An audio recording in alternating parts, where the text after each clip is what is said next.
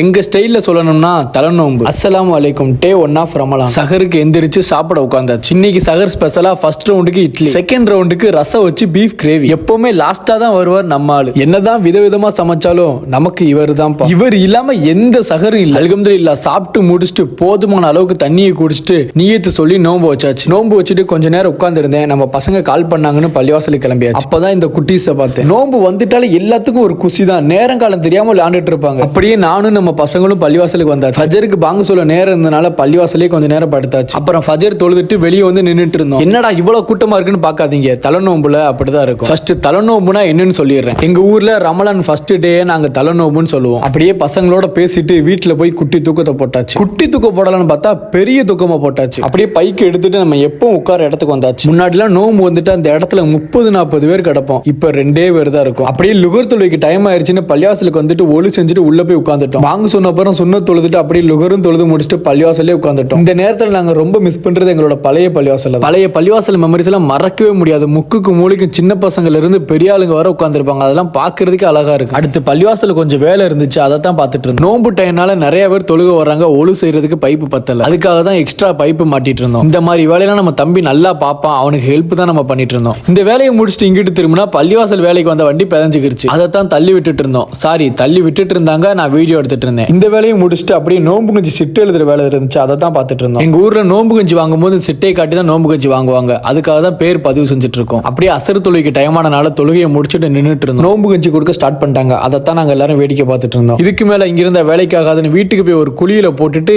இஃப்தாருக்கு ready ஆகியாச்சு. வீட்லயே snacks எல்லாமே வாங்கி வச்சிட்டாங்க. அப்படியே நோம்பு திறந்துட்டு எல்லாத்துலயும் ஒரு புடின்னு பிடிச்சி எடுத்தாச்சு. இங்க நோம்பு திறக்கிற கப்பல அங்க மகரிப் தொழுகை முடிஞ்சிருச்சு. அப்புறம் ஓடோடி வந்து மகரிப் தொழுகை முடிச்சுட்டு டயத்தை பார்த்தா இசா தொழுகை டைம் ஆயிருச்சு. அப்படியே நம்ம பசங்களே மண்டையில அடிச்சு தொழுகைக்கு கூப்பிட்டு வந்தாச்சு. இசா தொழுகை முடிச்சுட்டு தராவிக் தொழுகைக்காக வெயிட் பண்ணிட்டு இருந்தோம். அல்ஹம்துலில்லாஹ் தராவிக் தொழுது முடிச்சுட்டு நெக்ஸ்ட் வித்ராஜும் தொழுது முடிச்சுட்டு டே 1 ஆஃப் ரமலான சூப்பரா என் பண்ணியாச்சு. நாளைக்கு டே 2 ஆஃப் ரமலான்ல சந்திப்போம்.